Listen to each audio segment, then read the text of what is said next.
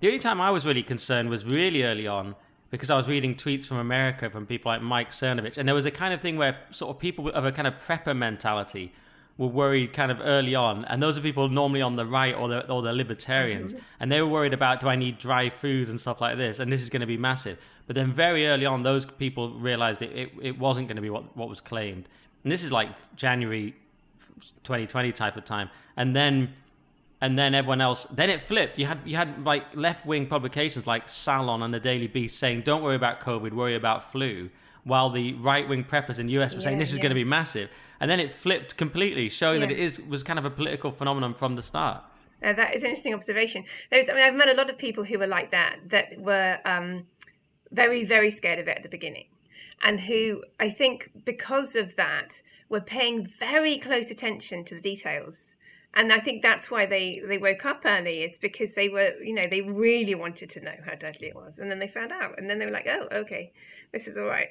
Whereas people who are not paying so much attention were just, taking the breadth of it. And there was this study by Colin Fode where he showed that the level of fear people had about the virus had nothing to do with the virus. It was entirely based around their perception of the government's response to the virus, which makes a lot of sense, doesn't it? You think, well, why on earth are they responding like this?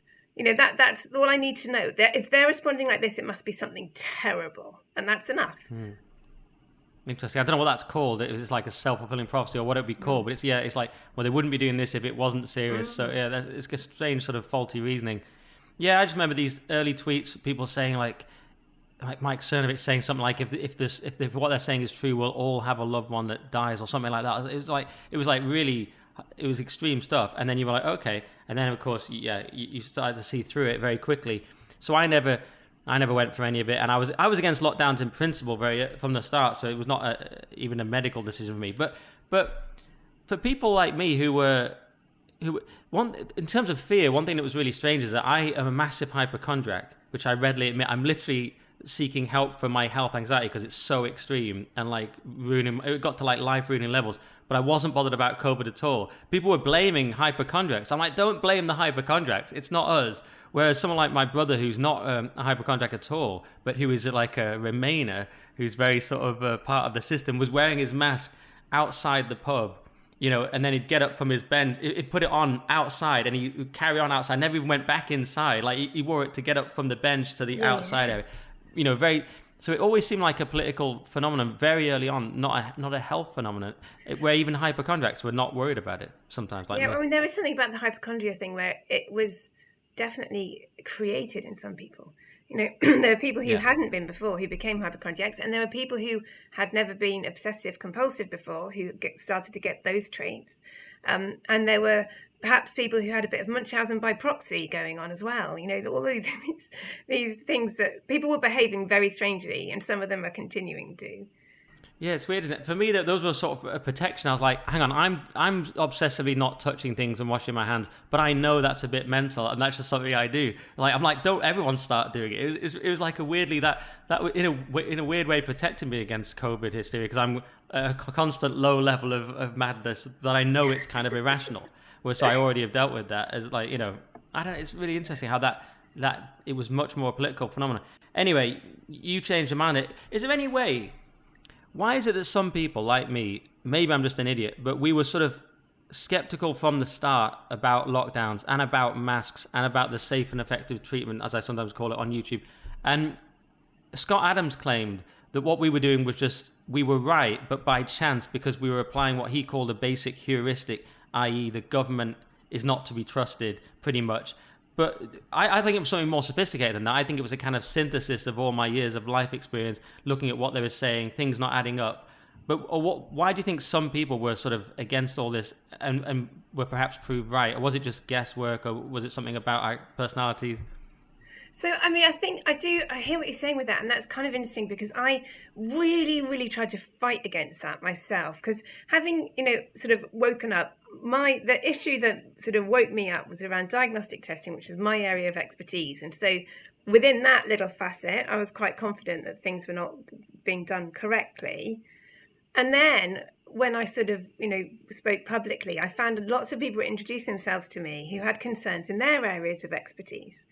And for each of them, I'm like, well, how do I know you're not just, an outlier and you're just wrong and you're a minority in your profession? And so sort of each of them, I had to kind of go back to first principles and say, well, is what this person's saying right or not? And several times I started thinking, well, they can't all be right. They can't all be right because I'm just sort of obviously being sucked into this belief system that's different to us. But, and I'm trying to think now, to try and think of some things that weren't right. So there are some things that have gone a bit too far that really aren't right, like microchips, right? I don't think that people have been microchipped. And I don't think... I think that masks could have worked if spread was through droplets, which is what was believed at the time, because droplets are big and they would be stopped by a bit of cloth. The thing is that spread isn't through droplets, so that didn't make any sense. And so I think it is important to not always be contrary. And in fact, even with the safe and effectives, when they first rolled out, there were people sort of on our side who were speaking about their concerns around the sort of issues that might develop, which they were right about in retrospect. And I was thinking, these guys are being a bit paranoid, and that the evidence from the pharmaceutical industry sort of looked pretty okay, and we sort of had to suck it and see before deciding it was all going to be a problem. And I actually honestly believed, as did most people in heart, except many of whom were vaccinated because they were healthcare workers, that it would probably work, right? We thought it was going to work, and we were kind of a bit annoyed by it because we thought what the end result was going to be the government claiming that the first wave was solved by lockdown, and the second wave was solved by the safe and effectives, and that they were then the heroes of it all, and that would be pretty much the end of it.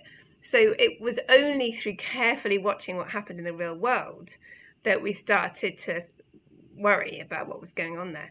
But that wasn't our starting point. We're not contrary people as a principle. We were just concerned about one thing because of the evidence and another thing because of the evidence as it came out.